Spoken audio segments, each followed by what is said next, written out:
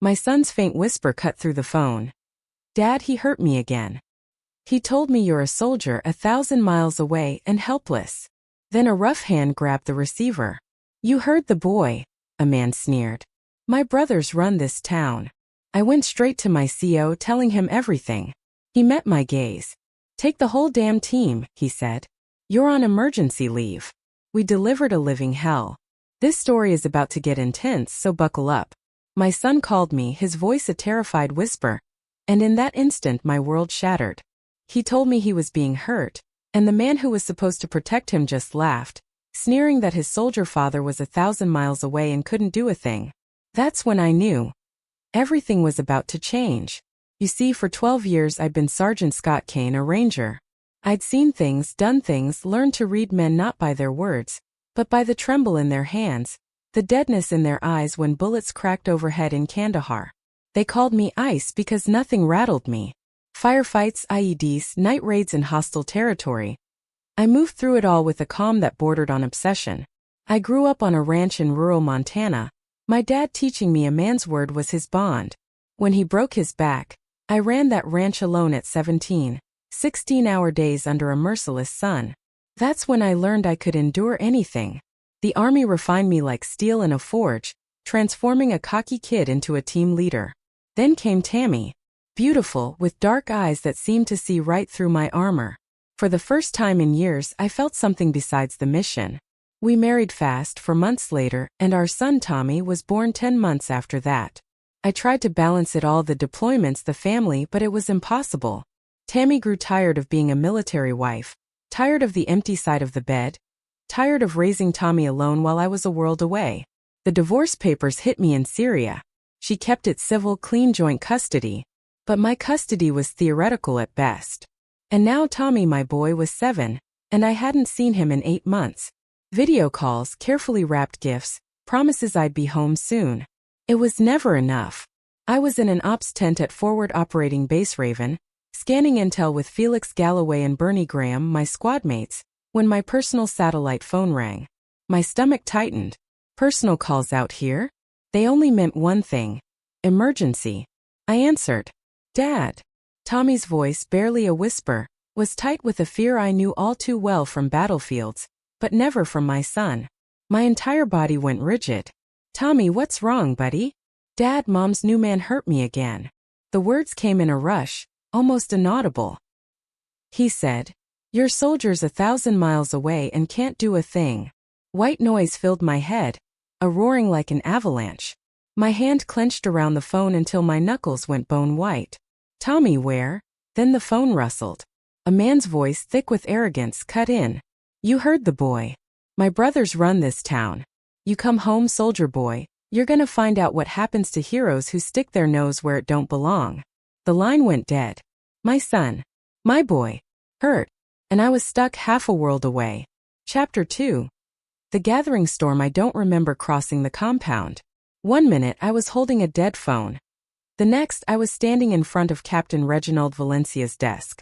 Sir, I said, my voice steady despite the inferno raging inside. I need emergency leave. My son is in immediate danger. Valencia, a 20-year veteran, looked up. He saw it in my eyes. That look men get right before they do something that can't be undone. Explain, he said simply. I told him everything. When I finished, he leaned back, grim. You know what you're asking me to do, Sergeant? Yes, sir. And you know what you're going back to do? Yes, sir. He studied me for a long moment, then picked up his phone. Get me transport command. Priority flight. And get me Master Sergeant Vince Rios. 20 minutes later, Vince Rios walked in, followed by Felix Galloway, Bernie Graham, Jonathan Garza, and Bill Blackwell. My fire team. The men I'd served with for 3 years straight, who'd literally carried me out of a firefight in Mosul, who'd held the line in Raqqa when everything went to hell. Valencia looked at us. Sergeant Kane has a family emergency. I'm granting him emergency leave. All of you. He paused, his eyes sweeping across each of our faces. You're going with him. Felix started to protest. Sir, we didn't request. I know what you didn't request, Corporal. Valencia cut him off. And I know what you're going to do anyway. So let's make it official. 2 weeks emergency leave. If anyone asks, you were visiting Sergeant Kane's family for moral support. His voice hardened. But understand this, you're still soldiers. You represent this unit, this army, this nation. Whatever you do, whatever happens, I expect you to conduct yourselves accordingly. The unspoken message was crystal clear. Asterisk, don't get caught. Don't embarrass us. Do what needs doing. Asterisk, yes, sir. We replied in unison. 8 hours later, I was on a cargo transport, heading for Ramstein, then the States. My team surrounded me, weapons cleaned and stowed, but each man wore the same blank, focused expression of operators preparing for a mission. What's the situation on the ground? Vince asked. He was 34, a career NCO with a wife and 2 daughters back in Texas. I pulled out my phone, scrolling through the research I'd done during flight prep. My ex-wife, Tammy, has been seeing a guy named Gilberto Barajas, small-time criminal in Richfield, Oregon. Population 12,000. Barajas has 2 brothers, Rafael and Jeremy. All 3 have records. Assault, drug possession, extortion. Police? Bernie asked. My jaw tightened. I called Oregon State Police from the base, reported the abuse. They said they'd send someone. That was 6 hours ago. No call back. Bill Blackwell, our comms specialist, pulled out a laptop. Let me see what I can dig up. For the next 2 hours as the transport droned across the Atlantic, Bill worked his magic. What he found painted an ugly picture. The Barajas brothers aren't small-time ice, Bill said finally. They're part of a larger network. Their uncle, Valentine Vaughn, runs a drug distribution operation across 3 counties. The brothers are his enforcers. And get this, Richfield's police chief, Peter Sharp, has a brother-in-law who works for Vaughn.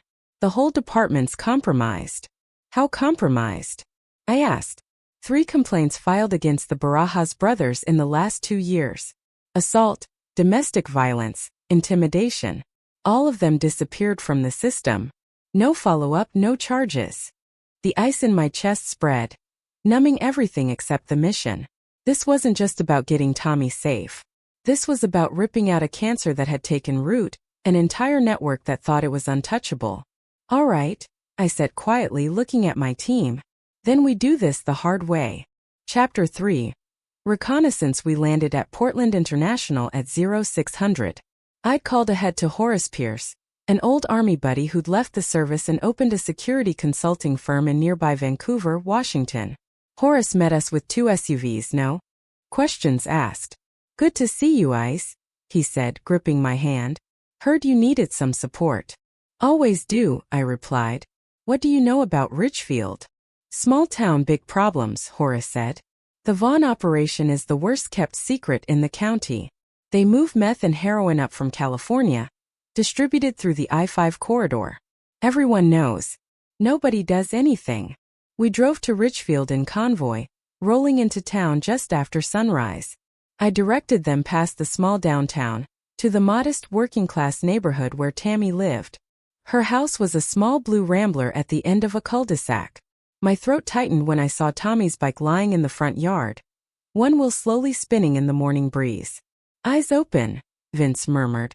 Black Escalade 3 houses down, 2 men inside. I'd already seen them. Watchers. The Barajas brothers weren't taking chances. Bernie, Felix, you're with me, I said. Everyone else maintain position and surveillance. Bill, get eyes in the sky. Bill had brought a commercial drone, small enough to be invisible, but powerful enough to give us a complete picture. I approached the front door, my team flanking me. I knocked 3 times, firm but not aggressive. The door opened a crack and Tammy's face appeared. She looked older, with dark circles under her eyes and a fresh bruise on her cheekbone that makeup didn't quite hide. Scott, her voice cracked. What are you? Where's Tommy? I cut her off. She glanced over her shoulder, then stepped outside, pulling the door closed. You can't be here, Scott. Gilbert. Where is Tommy? My voice was colder now. He's at school. Scott, please. You need to leave. You don't know what these people are capable of. Then tell me. Tammy's hand shook as she wrapped her arms around herself. I didn't know. Not at first. Gilbert was charming, attentive. He had money. I thought he was a contractor or something. By the time I figured out what he really did, I was already in too deep. Tears spilled down her cheeks. He said if I left him, if I went to the police, his family would hurt Tommy. Hurt me.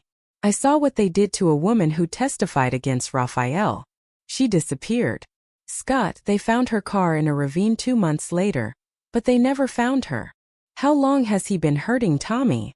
3 months. Started with yelling, then pushing. Last week she couldn't finish. I felt Felix's hand on my shoulder, steadying me. When I spoke, my voice was calm, almost gentle. Tammy, I need you to trust me. Can you get Tommy out of school early? Say family emergency? Gilbert will know. He has people watching. Let them watch. What time does Tommy get out of school normally? 3 o'clock. Where's Gilbert now? He left this morning. He said he had business. She looked at me with desperate hope. Can you really get us out of this? I'm going to do better than that, I said. I'm going to make sure they never hurt anyone again. After Tammy went back inside, my team and I returned to the SUVs. Bill had the drone footage pulled up on his laptop. Got something interesting, he said. There's a warehouse on the industrial side of town. A lot of traffic coming and going. Our friends in the Escalade have been in radio contact with someone there. Vaughn's operation? Felix asked. Most likely. But there's more. I pulled property records. The warehouse is owned by a shell company, but I traced it back. Guess who's listed as a silent partner? Don't tell me, Vince muttered. Police Chief Peter Sharp.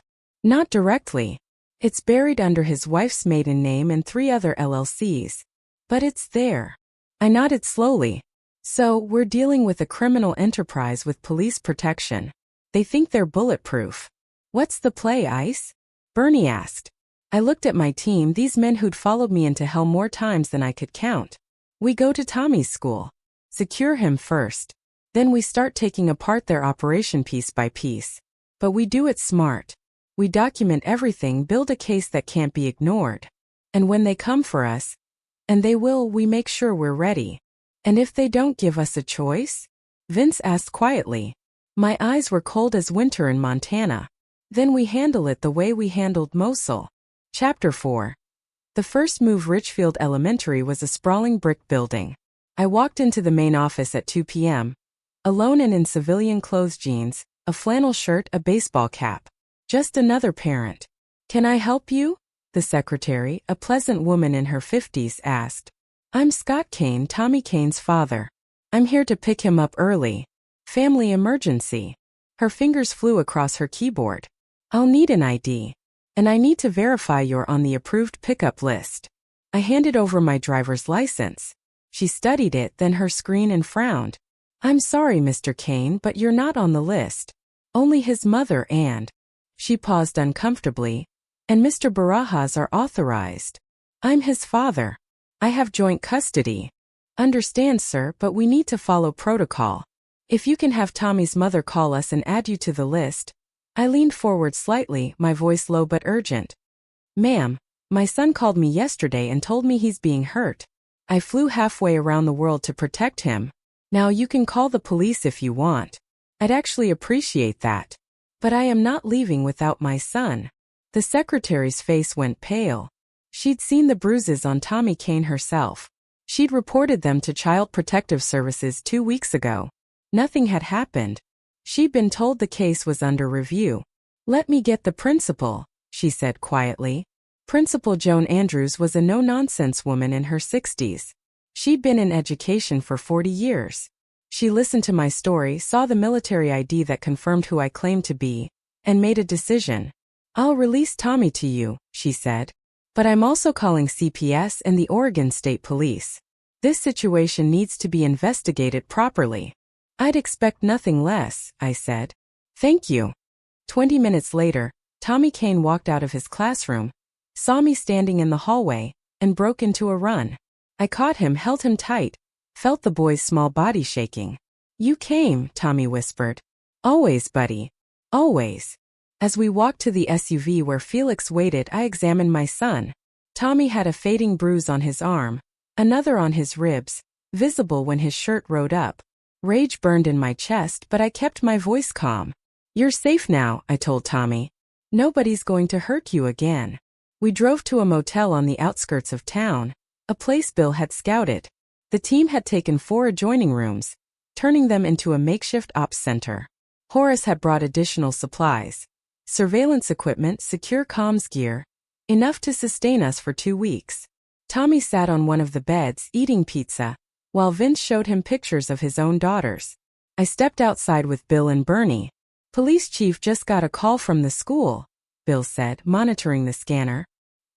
He's dispatching 2 officers to Tammy's house. Good, I said. Let them do their job. We stay clean. But I want eyes on that warehouse tonight. Full surveillance. Who comes? Who goes? What are they moving? That night, Felix and I conducted the recon personally. The warehouse sat at the end of a dead-end road, surrounded by a chain-link fence topped with barbed wire. Security cameras were cheap commercial models easily avoided. We moved through the darkness like shadows, using skills drilled into us through years of night ops. From a high position 50 meters out, we watched through thermal optics. I count 6 individuals inside, Felix murmured. Heavy activity near the loading dock. Looks like they're packaging something. Drugs, I said. They're preparing a shipment. As we watched, 3 vehicles arrived. A Mercedes SUV, a Lexus sedan, and a beat-up pickup truck. Men emerged, including 2 I recognized from Bill's research, Jeremy and Rafael Barajas. Then Gilberto Barajas stepped out of the Mercedes. I'd studied his photo, but seeing him in person crystallized everything. Gilberto was 6 feet 2 inches, heavily built, with slicked back hair and expensive clothes. He moved with the swagger of a man who'd never been held accountable for anything. This was the man who'd hurt my son. Easy ice, Felix whispered, sensing my tension. We observed for 2 more hours, documenting everything with high-resolution photos and video. The warehouse operation was sophisticated. Multiple distribution points, careful packaging, professional-grade security. No amateur hour. As we prepared to extract, my phone buzzed, a text from Bill. Incoming. 2 vehicles heading your direction. Move now. We melted into the darkness, reaching our vehicle just as headlights swept across the road behind us. Someone had spotted us, or suspected surveillance. They're getting nervous, Felix said as we drove away. That's good. Nervous people make mistakes. I nodded, my mind already on the next phase. I had intelligence. Now it was time to start applying pressure. Chapter 5. Pressure points. The next morning I made 3 phone calls. The first was to the FBI field office in Portland. I identified myself, provided my military credentials, and reported a large-scale drug distribution operation with law enforcement corruption. The agent who took my call was professional but skeptical, until I mentioned I had photographic evidence and surveillance footage. I can have an agent meet you this afternoon, he said. Make it 2 agents, I replied, and bring someone from the DEA. The second call was to a lawyer Horace recommended. Lauren Navarro, a former prosecutor who'd left the DA's office after butting heads with corrupt officials once too often. She agreed to represent me in the custody matter, and to review my evidence of the criminal enterprise. The third call was to a journalist, Mandy Bruce, an investigative reporter with the Portland Tribune who'd written extensively about rural drug operations and police corruption. Mr. Kane, she said when we met for coffee, I've been trying to crack the Vaughn organization for 2 years. If you have what you say you have, I have it, I said, sliding a flash drive across the table. Full surveillance from last night. Faces, vehicles, license plates. Enough to start connecting dots. Mandy studied me. Why are you doing this? You could just take your son and leave. Because Tommy isn't the only kid in this town, I said. And these people will keep hurting others until someone stops them. By afternoon, the pressure was mounting. The FBI agents, a veteran named Francis Mesa and a younger agent named Ariel Peak, reviewed my evidence with increasing interest. The DA agent, a hard-eyed woman named Kristen Vang, made 3 phone calls during the meeting, each one more urgent than the last. This is solid, Francis said finally, but I need to be straight with you. Building a case against a protected organization takes time. We're talking months of investigation, wiretaps, surveillance. If they know we're looking at them, they'll destroy evidence and disappear. So don't let them know, I said. I can keep the pressure on. Make them think it's just me. Just a father protecting his son. By the time they realize they're under federal investigation, it'll be too late. Kristen Vang leaned forward. You're talking about making yourself bait. I'm talking about doing what needs to be done. What I didn't tell them was that I'd already started. That morning, Bill had done something beautiful with his computer skills. He'd accessed the Barajas brothers' phones, not to wiretap them, which would be illegal, but to send them each a single photograph. The photo showed Gilberto Barajas at the warehouse, clearly visible, time-stamped and geotagged. Below it, a simple message. Smile, you're being watched. The message came from an untraceable number routed through 7 different servers across 4 countries, but its effect was immediate. By noon, my team observed Gilberto making frantic calls. By early afternoon, all 3 Barajas brothers convened at Murphy's Tavern, a known hangout for their crew. Bill's drone captured the meeting, with Police Chief Peter Sharp joining them in the parking lot. They're panicking, Bernie observed, watching the footage. Look at the body language.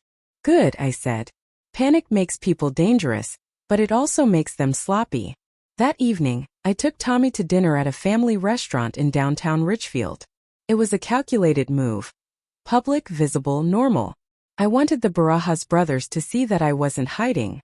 We were halfway through our meal when Jeremy Barajas walked in with 2 other men.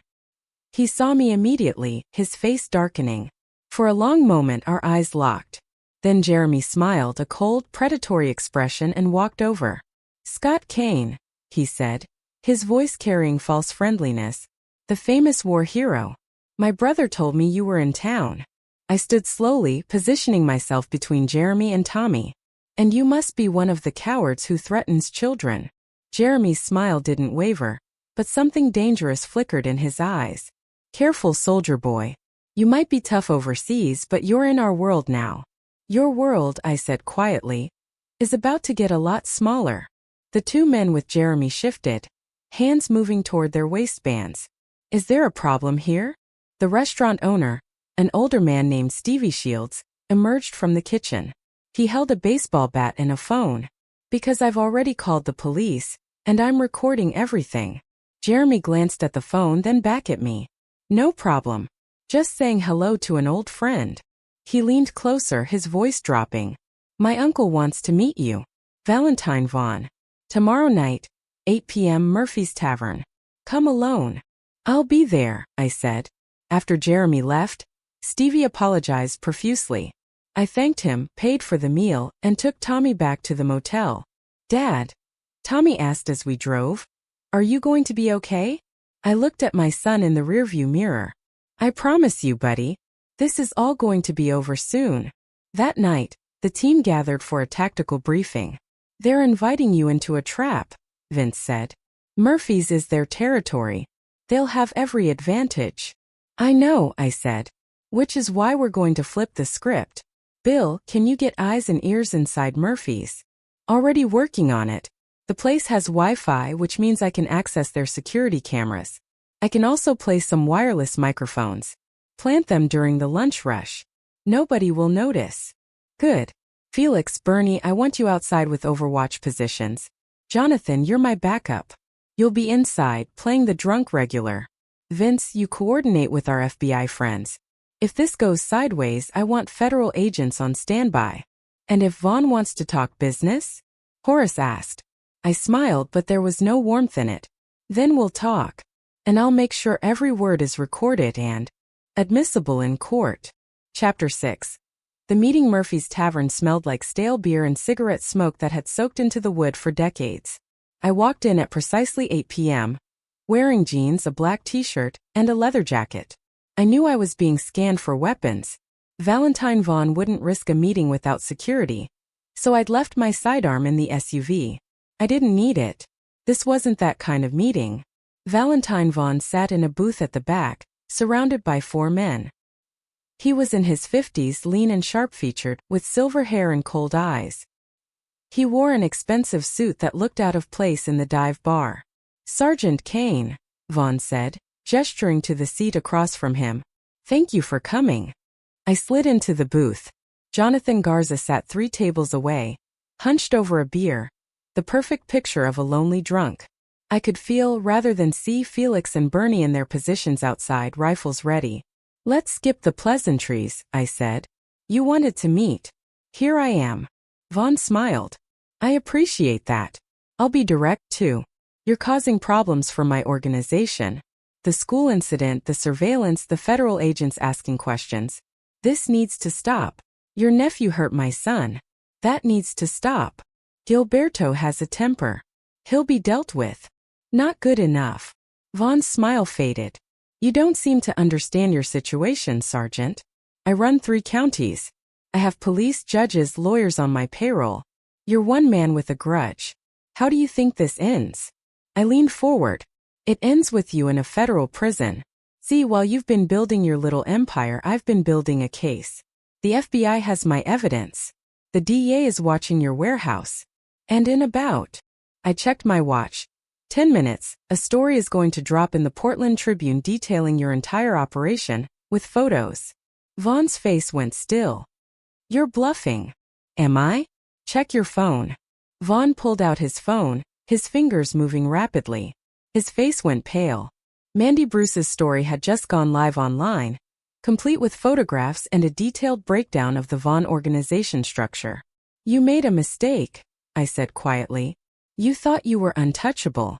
You thought hurting a kid wouldn't matter because his father was 1,000 miles away. But I'm not far away anymore. And I'm not stopping until every one of you is behind bars. Vaughn's men tensed, hands moving toward weapons. I didn't move. You pull those guns, I said. And everyone you get caught on camera. Bill showed them.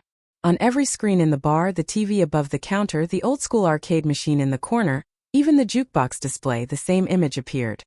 A live feed from the security camera showing the booth, showing Vaughn's men reaching for their weapons. Say cheese, I said. You're live on the internet. Bill had hacked every device in the bar and was streaming to multiple platforms. Thousands of people were watching. Vaughn's jaw clenched. Turn it off. Not until we're done talking. Here's how this works. You and your organization are finished. The feds are coming. You can cooperate, cut a deal, maybe see daylight before you're 70. Or you can fight. In which case, I'll make sure they add every charge they can think of. Your choice. And Gilberto? Gilberto is done hurting people. If he comes near my son again, if he comes near Tammy, if he even thinks about retaliating, I will end him. And I don't mean legally. Do you understand? Vaughn stared at me for a long moment. You're threatening to kill him. I'm promising to protect my family, however necessary. For the first time, something like respect flickered in Vaughn's eyes. You know, Sergeant, in another life, you'd have made a good soldier for my organization. In another life, I said, you'd have made an honest living. I stood to leave, then paused. Oh, and Vaughn? Tell Peter Sharp his career is over. The FBI knows about his partnership. He'll be arrested tomorrow morning. I walked out of Murphy's Tavern, knowing every eye in the place was on me. I'd just painted a target on my back, but I'd also made my position clear. The Vaughn organization could surrender or fight, but either way they were going down. The question was, what would they choose? Chapter 7. The trap. The answer came at 2 a.m. I was in my motel room, Tommy asleep in the other bed, when Bill's voice crackled through my radio. Multiple vehicles approaching your position. At least 8 men, all armed. I was moving before Bill finished speaking. I scooped Tommy up, the boy waking with a start, and carried him to the adjoining room where Vince was on watch. Take him, I ordered. Get him to Horace's safe house. Now. Dad. Tommy's voice was small, frightened. It's okay, buddy. Uncle Vince is going to keep you safe. I'll see you soon. Vince didn't argue. He wrapped Tommy in a blanket and disappeared through the back door, moving fast toward a vehicle we'd positioned for exactly this scenario. I turned to my remaining team. They're coming hard. Felix, Bernie, Jonathan. We hold them here, but we do it clean. No kill shots unless absolutely necessary. These men need to stand trial. You sure about that, Ice? Bernie asked. Because they're not coming to talk. I'm sure. We're soldiers, not executioners. The attack came 3 minutes later. 2 vehicles pulled into the parking lot, disgorging armed men. They weren't subtle. They were here to send a message. But I'd spent the last 2 days preparing this location. Bill had rigged cameras, motion sensors, and remote access to the motel's electrical and security systems. We knew they were coming before they even exited their vehicles. "Lights out," Bill said from his position in a third-floor room. Every light in the parking lot and surrounding motel rooms went dark, plunging the area into blackness. The attackers hesitated, suddenly blind. My team and I, equipped with night vision goggles, moved like ghosts. We'd done this 1,000 times in hostile territory. Urban warfare, close quarters, neutralizing armed threats. I dropped the first attacker with brutal efficiency, sweeping his legs and driving an elbow into his temple. The man went down hard, unconscious before he hit the ground. Felix took out 2 more, moving with the fluid grace of a martial artist. Gunfire erupted, wild and panicked. The attackers were shooting blind, rounds punching into motel walls and vehicles. I moved through the chaos, disarming another attacker, using the man's own momentum to slam him into a parked car. "FBI, drop your weapons." The voice came from the street. Francis Mesa and 6 other federal agents poured into the parking lot, weapons drawn, flashlights cutting through the darkness. The remaining attackers, realizing they were surrounded and outgunned, threw down their weapons and dropped to their knees. It was over in 90 seconds. As the agents secured the attackers, Francis approached me. "You knew they were coming." "I suspected that they might," I said. "That's why I called you 6 hours ago. You used yourself as bait." "I used myself as evidence. Every one of these men is guilty of attempted murder, assault with deadly weapons, conspiracy. You can trace them back to Vaughn and Gilberto. Gilberto led them here himself. I saw him in the second vehicle." Frances shook her head, but she was smiling slightly. "You're either very brave or very crazy." "I'm a father," I said simply.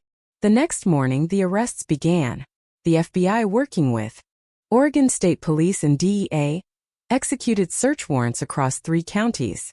Valentine Vaughn was taken into custody at his mansion. Police Chief Peter Sharp was arrested at his home. Rafael and Jeremy Barajas were picked up at the warehouse. And Gilberto Barajas, facing charges that would put him away for 20 years, did something unexpected. He tried to run. Chapter 8. Reckoning Gilberto Barajas made it 60 miles before his luck ran out. The coward. He'd fled in his Mercedes, heading for the California border, but I'd anticipated this possibility. Working with the FBI, we put out an alert to every law enforcement agency in the region. When Gilberto's vehicle was spotted on Highway 101, a tactical team was ready. The vehicle chase ended on a rural stretch of road.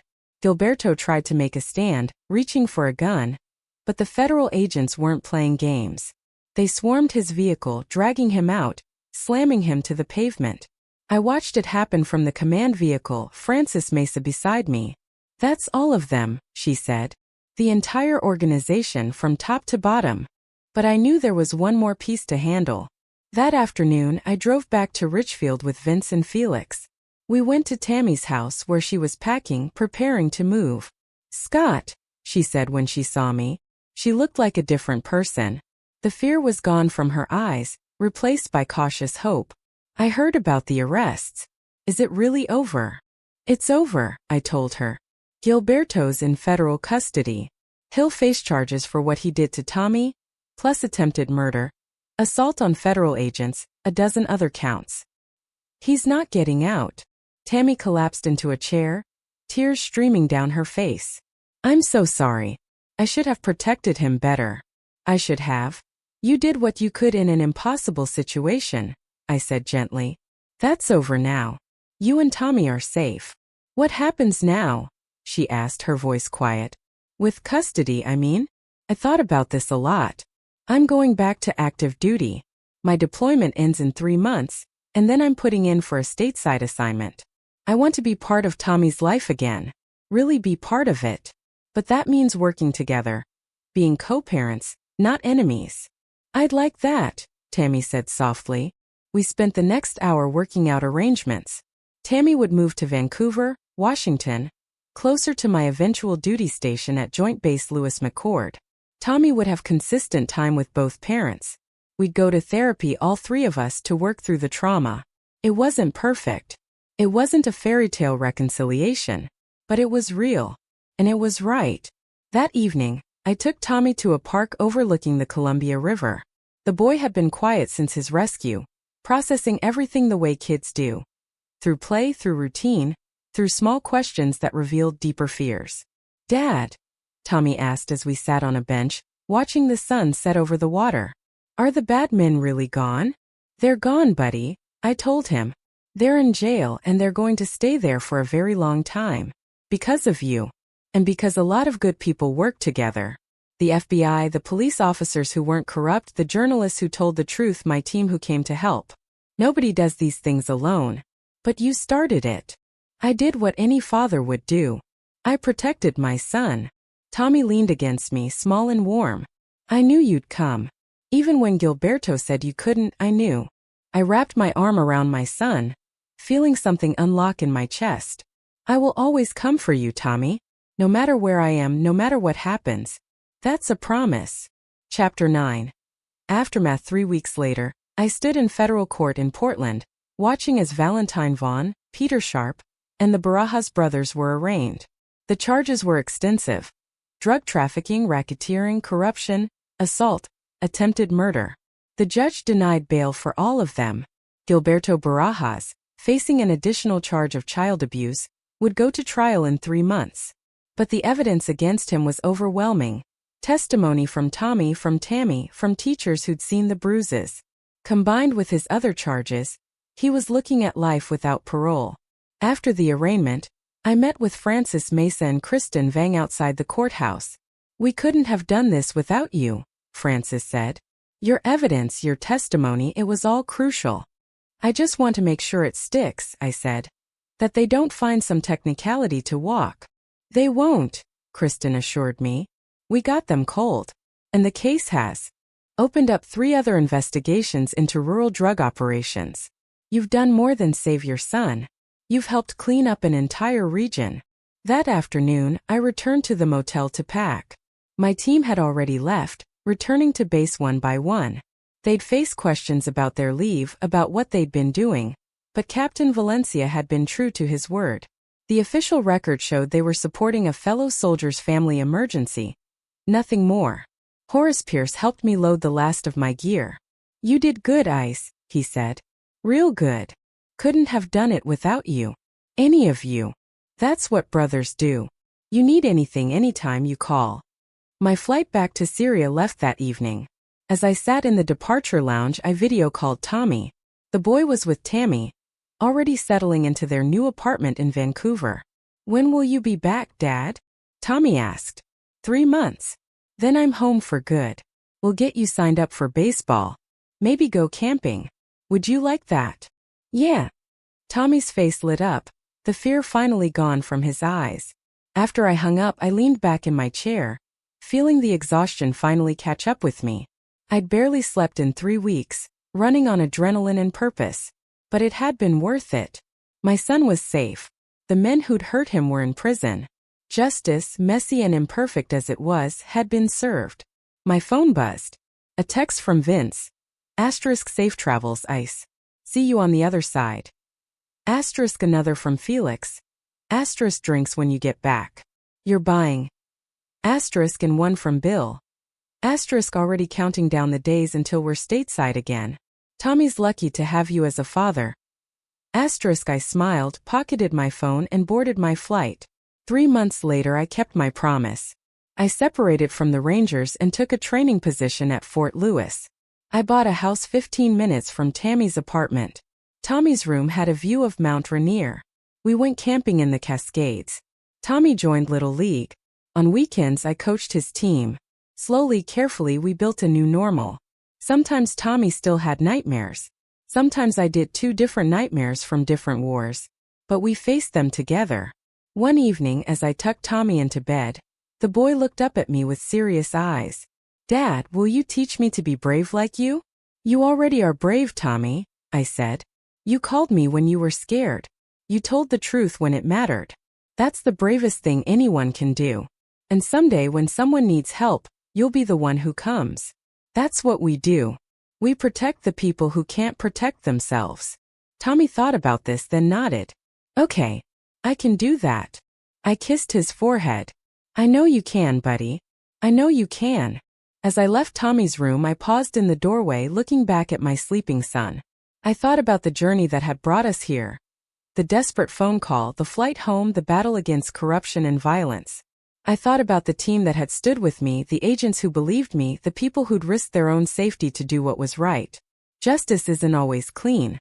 It's never easy. But it is always worth fighting for. I turned off the light and closed the door, carrying that truth with me into the night.